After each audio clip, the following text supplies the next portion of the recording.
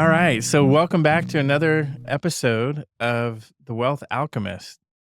We've got a great guest in today. Shad Brown is a good friend of mine and Carrie's, and we've known Shad for, gosh, what, 10, 12 years now?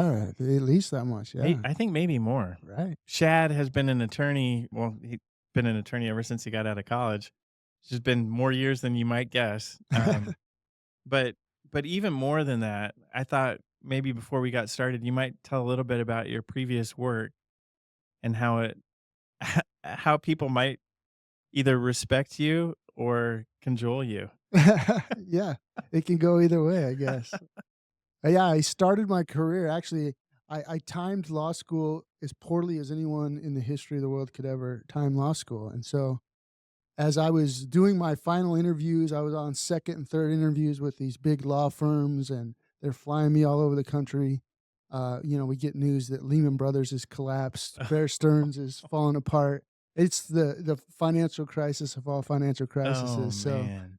um, all the firms were saying, "Oh, we're not hiring anyone." And so, luckily, I'd interviewed a few times with the federal government. They came calling back again and said, "Hey, you want to reconsider when you turned us down earlier?" And I said, "Sure, I'll come to Washington D.C." Nice.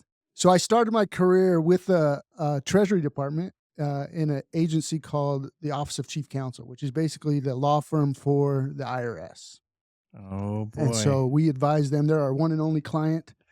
And in the Washington office, the national office, where it's primarily regulatory. So we are involved in once the tax code gets written by Congress, then we come in and we write the regulations that interpret it and give more guidance to clear up the things that Congress left very vague, which I know So, like, surprisingly when we that just happens. finally found out about the BDA RMD distribution, that would have been your department?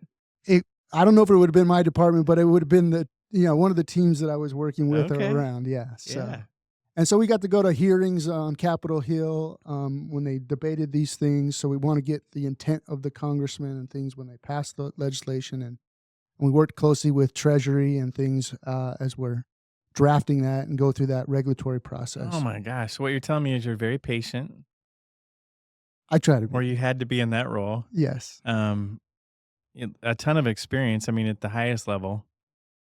I can't even imagine. I'm intimidated. I'm gonna just be candid. I've been to DC a couple times, and I was on the FSIC Board of Excellence for representing individuals and independent or independent advisory firms to Congress. But when you go to DC, it's intimidating, in my opinion. I think intentionally so. They want it to be a little intimidating because they don't want you to see the mess behind the curtain. It's a little bit like Oz that way. That's a good way to look at it, actually. Maybe that was the intent of Oz. Thinking about it was to demonstrate, yeah, how government It works. was a play on Washington, D.C., yeah. There we go. Very cool. Well, so now, I mean, what are you doing these days? So these days, I'm a tax and estate planning attorney. So, do a number of things that tax touches, from tax planning, tax controversy, where we defend clients as they're being audited or they have collection issues with the IRS or state taxing agencies. And then also the estate planning side, where we're trying to help people plan for their future, where their assets go upon their death, and how do we minimize the role of taxes in that process. Okay. Yeah, yeah. I mean, it's so fun because I just got a couple questions from the language you just used. It's we believe that we talk in simplicity in our industries, right? But we forget that everybody doesn't do what we do for a living. So sometimes Right. our jargon comes out a little bit.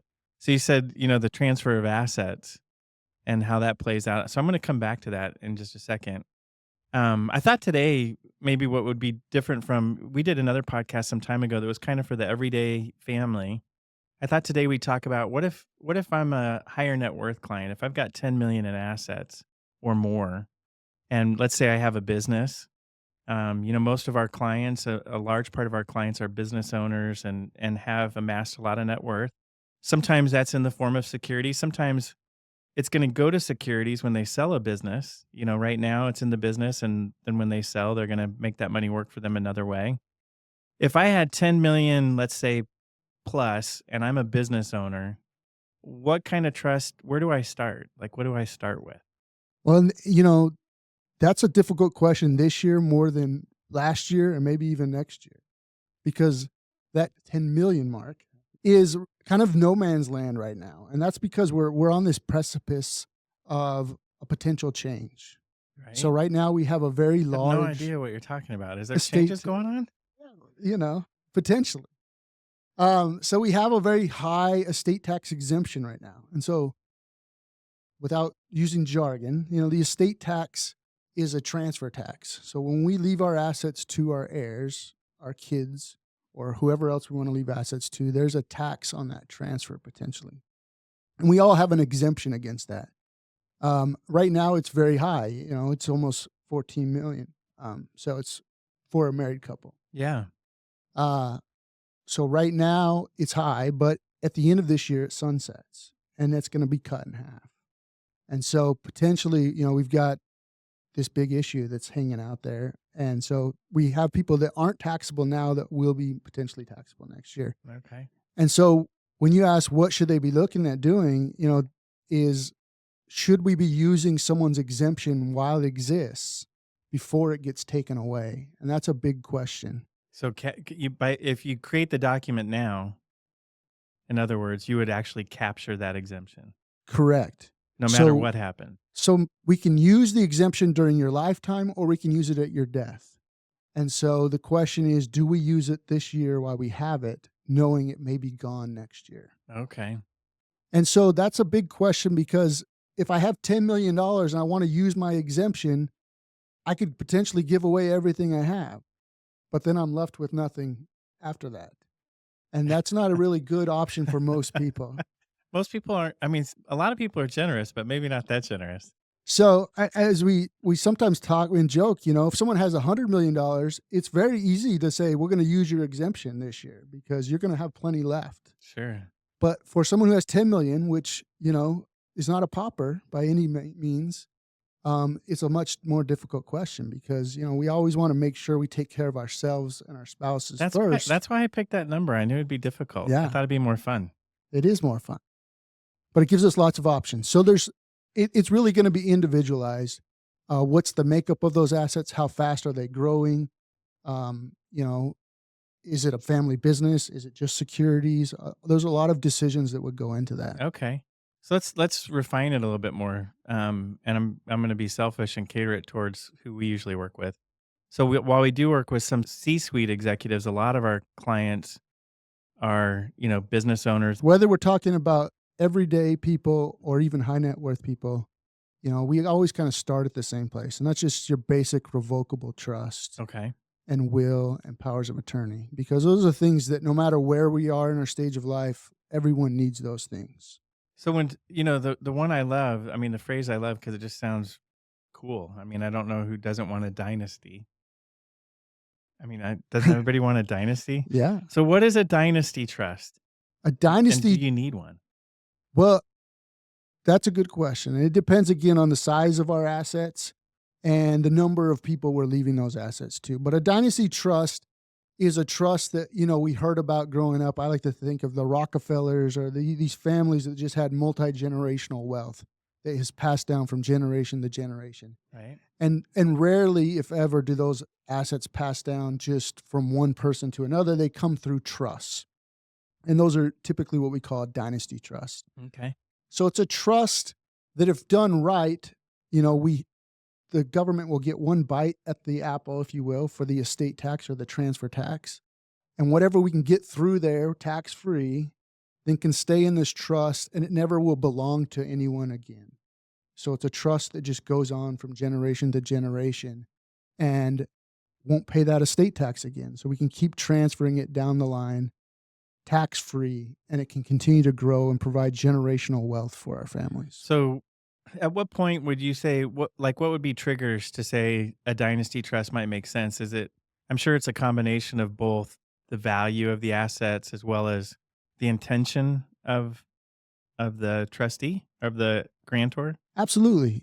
Some people, for example, don't want their children. They don't want to give them generational wealth. They want them to work and earn their living. And so maybe they're more philanthropic and they want the bulk of their assets to go to charity. a dynasty trust in that scenario doesn't make a lot of sense. Okay. But, and there's nothing wrong with either way approach, but some people want to set up their kids and give them opportunities where they can choose to do things they want to do, and they can be philanthropic and do those types of things and provide for their kids, their grandkids, and their great grandkids, and those types of things, and make sure people are getting educated and all that. And a dynasty trust works there. Um, the more money we have, the more people that we can spread it out amongst, and it still will continue to grow. And so the key with a dynasty trust is you want an amount that where the beneficiaries can probably live just off of income from that trust. Right. We hopefully aren't going to dip into the principal. So we want that principal to continue to grow so that it continues to provide for generations. If we're drawing from principal and income, the likelihood that it survives one more generation is pretty low. Now, the language in the trust can also dictate how those monies are invested then Absolutely. to protect it. Absolutely. Okay. It is kind of cool to think that, your money can live beyond you and you can continue to have impact long after you're gone.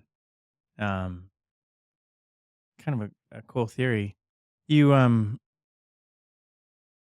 I think too, I think one time you and I had a conversation and we were talking about if you plan way ahead and you're going to have the sale of a business, you could in essence kind of like between let's say spouses, you could kind of give the asset to your spouse. They may or may not give some of it back to you, and those monies now go into something called a slat. And then when those assets later, let's say it's the business assets, the business is sold and it's worth much more than when you gave it. You've now basically used portability and asset transfer and kind of tucked that money into tax-free boxes or estate tax-free boxes rather? Well, How does that work? so let's kind of back it up a little bit from there. So we'll Yeah. make it a little more simple because I know just enough to get us in you're trouble. getting a little advanced. This and is my job. I don't want to confuse anyone. But when we're planning for, with estate planning, we're planning for two things. First, we want to plan to transfer the assets to the people we want them to go to in the most efficient way possible. Right. That's what applies to everyone. When we have taxable estates, we're also then trying to minimize the impact of that tax. And that's kind of what you're talking about. Yeah.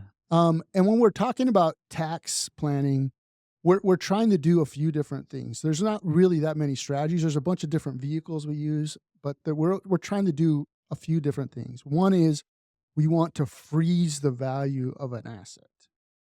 So if I have a business, it's worth $100 today, but it's growing. And so the likelihood is tomorrow or next year, it's going to be worth $200.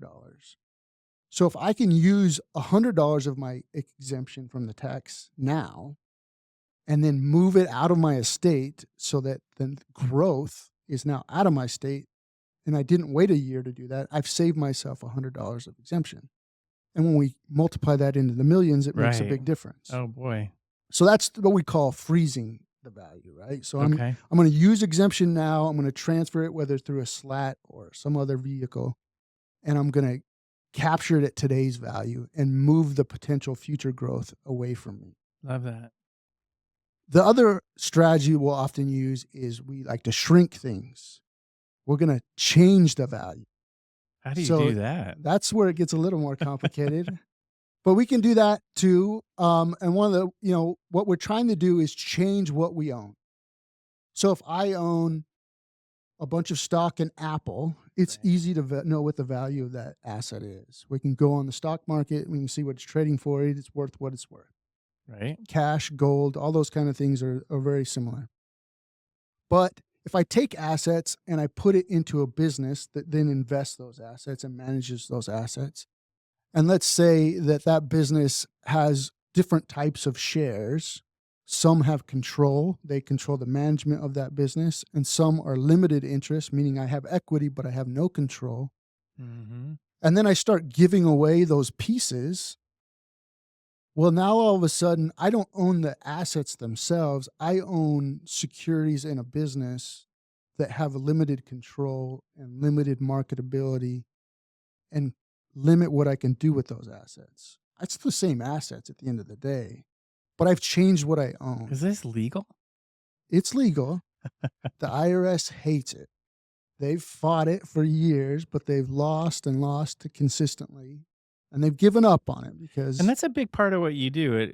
A big part of what happens in your side of the world is you find something you think could work, you try it, and then you build this case law, right, over time, and it gets vetted out in court.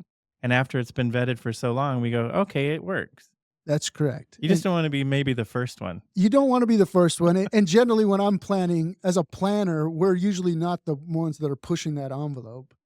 It's the litigators on the backside because I do tax controversy as well. And on that side, we're very aggressive because the cards have already been dealt. We're just playing the hand we have. Right.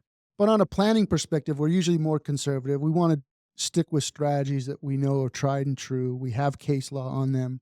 We know they work. Unless we do have some clients that are willing to push the envelope and try riskier things, but those are fewer and further between. But You've said something so many times that I just want to highlight for any of our listeners. So I've heard, that's your personal choice. It depends on what you want out of it. Um, I'm on the planning side. Uh, if you want to be more aggressive or if you want to push the envelope, one of the things that I've always really appreciated from you when working with our team and our clients is you're customizing everything and you're having conversations with the client and you're saying, well, we could do this and this is what you need to know about this. These are some of the risks or this maybe this one's riskless. But if we go with this one, we might get challenged. But your relationship with the client goes far beyond like a boilerplate. I'm going to craft I don't know. I'm trying not to offend anyone, but quite candidly, I think some people need to be offended. There are so many boilerplate outfits out there now. sure. And I know that you do very customized work and work with each client in their own space. So what when you're getting to know the client long before you make a recommendation, and let's stick with this high net worth client. What are some of the questions that you need to ask in order to really understand how you're going to start to craft this trust or It's a good question. the whole plan? And we do try to customize everything to the client because really at the end of the day, we want to know what our clients' goals are, and then we want to help them advance those goals in the most efficient way possible. But when we're working with a high net worth individual or even people who don't have a high net worth, the first things we want to do is really have a good understanding of what their goals are and what the makeup of their assets are, because those are the two primary things that drive the strategies that we're going to take. Um, and we can illustrate that a couple of ways. For example, if our goal is to leave things to our kids or leave it to a charity, or maybe I have a child who has special needs issues that, they're going to need someone to manage that for their entire life. Or maybe I have a child who's just a spendthrift. They're really bad with money and I don't trust them with that money, but I don't want them to be destitute. Right? Those are all factors that go into how am I going to structure to how this money ultimately gets left to those children. And on the flip side, the asset makeup is very specific because if I own a closely held business that I've built from scratch and that's the majority of my assets, that's a much different estate than I just have a bunch of stocks and Well, bonds and and you're cash. talking about somebody else's another one of their children. I mean, people who've built a business, they're emotional about it. Absolutely. I mean, they've got their blood, sweat, and tears in it, and they don't want to, see it get the reputation get hurt, or through a sale, maybe the culture doesn't stand. So you're juggling so many different things. Absolutely. And with the small business and closely held business, you also have the issue is maybe I have 4 or 5 kids, but only 1 or 2 work in the family business. And, Mm, how do I deal with that? How do I pass the business to the people who are working in it? But maybe I want to be fair to the other children as well. And so there's a lot of factors that go into those types of considerations. And it really comes down to what is the goal of the client? What do they want? What are, how do they want that end result to look like? And then we can kind of work back for how do we structure it from there. does it ever happen that perhaps what somebody ultimately wants doesn't, isn't going to necessarily work in a mm, in the most equitable way, let's say for a family member. And if it's not, are there ways that you help the client maybe debrief the children or help them soften the blow? Let's say that I'm in a family business and there's 3 children and I've been running the company and my parents said, "Well, Kevin's really done the lion's share of the work. He's going to get 50%. And the two of you are only going to get 25 or maybe 51 so that they can't come in Right. and change the business." Sure. How do you coach the client and or do you have client meetings with the kids and help explain this or are they on their own? It depends on the client. In those situations, we would recommend a family meeting. I love when clients will bring the kids in, because a lot of the planning we do is for the benefit of the kids. Eventually it's all going to It's them all going to typically go to them, anyway. and we really rely on them to continue it to go. A dynasty trust only works if the kids or the next generation is going to carry that planning on, and so we need to get their buy-in early. And so whether it's unequal divisions for the reasons you described, or whether it's we need their involvement in the next stage of the planning, it's always great to get the kids in, because a lot of what we do as attorneys is educate our clients and the family, because once they understand what we're doing and why we're doing it, and they see the benefit, the saving on the taxes, the asset protection, and those types of things, then they start to see the picture of what we're trying to do, and they get excited, and they buy into what we're doing. Yeah, I can imagine, and certainly you and have been involved in a couple of them too, where maybe somebody wasn't happy with the way things went, and there's work to be done after the fact, after Sure. somebody is deceased.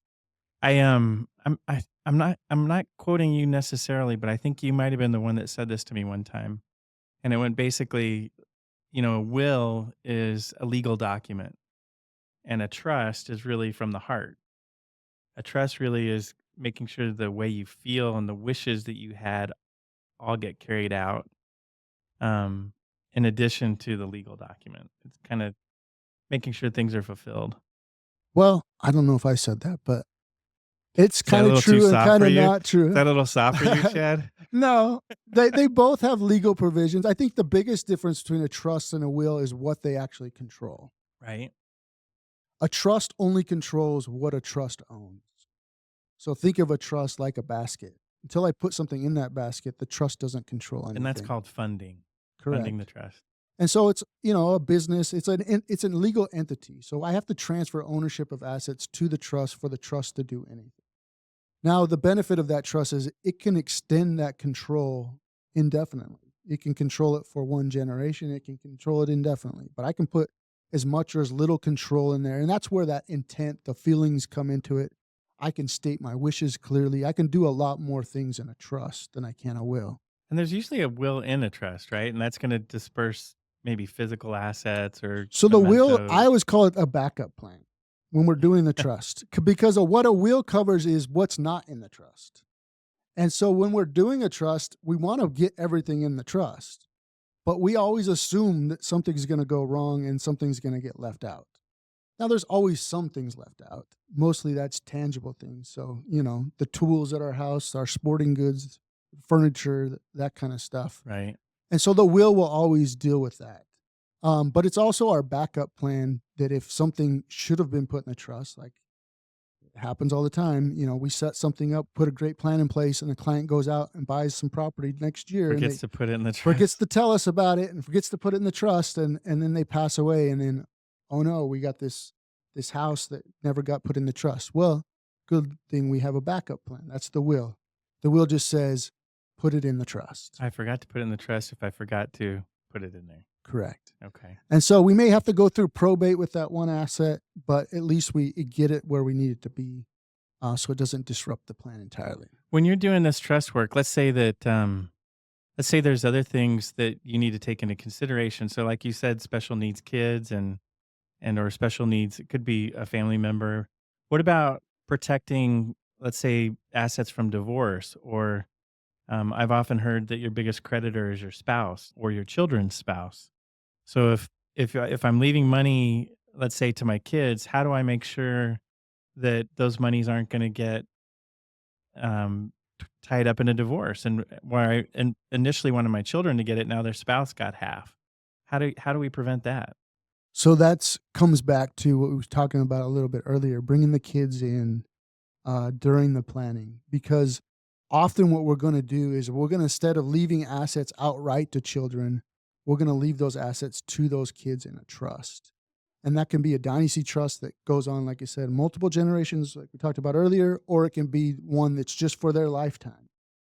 As long as those assets stay in that trust, it will never be part of the divorce. Their spouse can never get to those assets. And so we can easily protect it.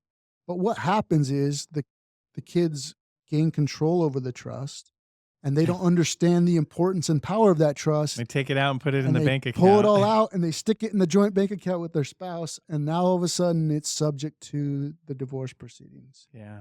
And so we like to educate these kids so they can see, hey, the power is keeping it in the trust where it's protected. And as long as we do that, it works great.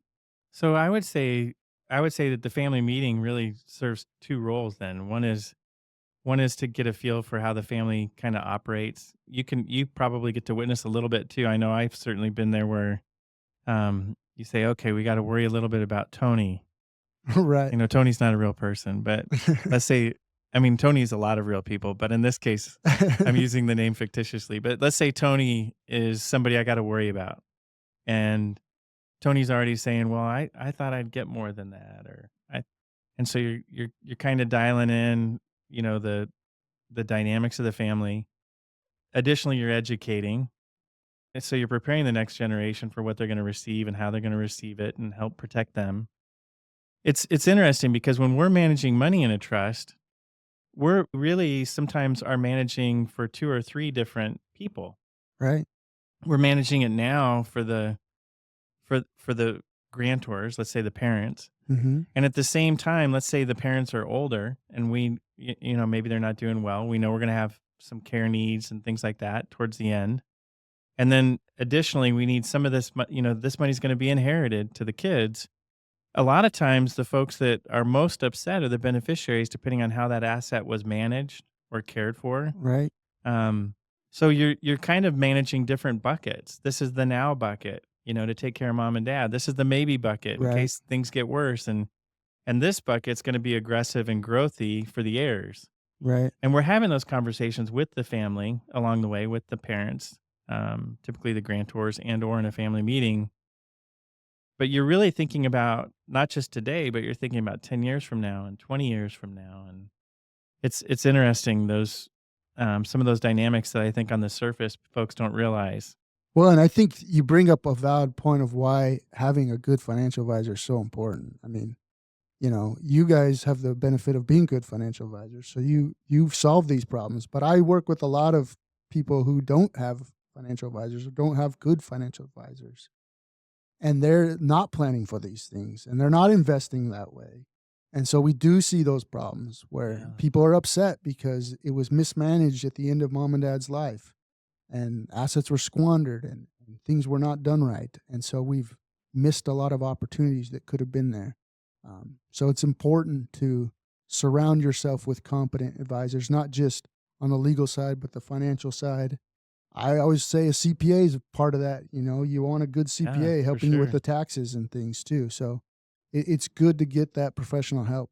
It's interesting. We always had the three-legged stool, right? So we had the taxes, the estate planning, the financial planning. So the attorney, the tax person, the financial advisor.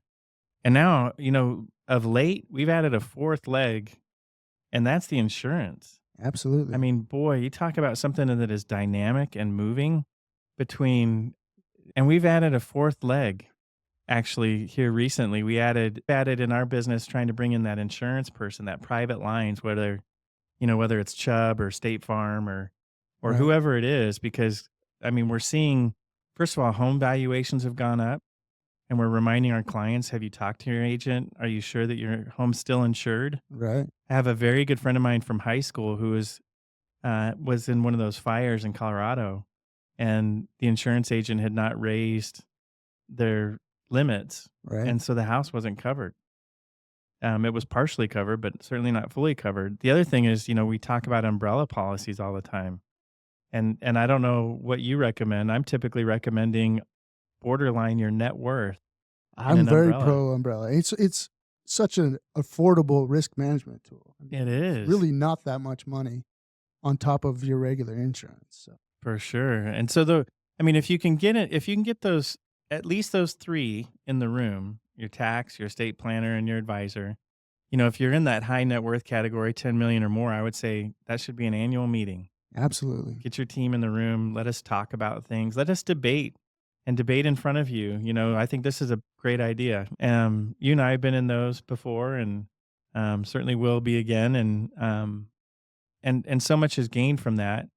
Wrapping up for today, if I'm just out considering getting some estate planning work done, I know I needed to do it. I started my business with very little.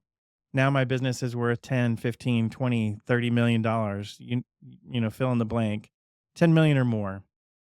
I've not done anything. Where do I start? What are the couple of things I need to do right away just to make sure I've got my dots? Everyone needs a revocable trust, a will, and powers of attorney. When I say powers of attorney, that's two primary ones: financial power of attorney, which appoints someone to manage our finances if we become incapacitated, and a healthcare power of attorney, which allows someone to make medical decisions for us if we can't do that. I mean, those are the basics that every person needs. Okay. And everything else builds off of those building blocks. Yeah. So that's always going to be where we start. Okay. And if you're worried about jumping in too deep, start with the basics. And a good estate planning attorney is going to be able to explain the steps, because everything layers on top of those things. And so there's no wasted steps usually. And so we can teach you, first of all, what are the issues that are in play for what you've got going on in your life. And here are some options, and here are steps that we can take. You can take this step today, and if you want to, we can take more, but we can also leave some of those for later if you're more comfortable doing that. But we want you to understand the process and see how it works for you and how you're going to benefit. Okay. And do you have a medical power of attorney? Absolutely. You need one. So Shad's going to be doing the rim to rim to rim.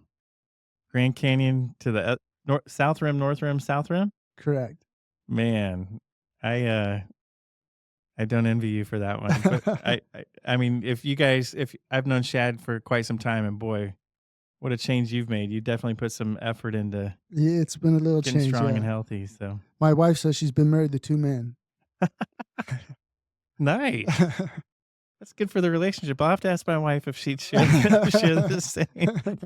Well, I sure appreciate you being here today. We always learn from you, and Well, thank you for appreciate having your me. relationship. It's been great. Yeah. Love Awesome. working with you guys. And thanks for joining us today. We'll talk to you again soon.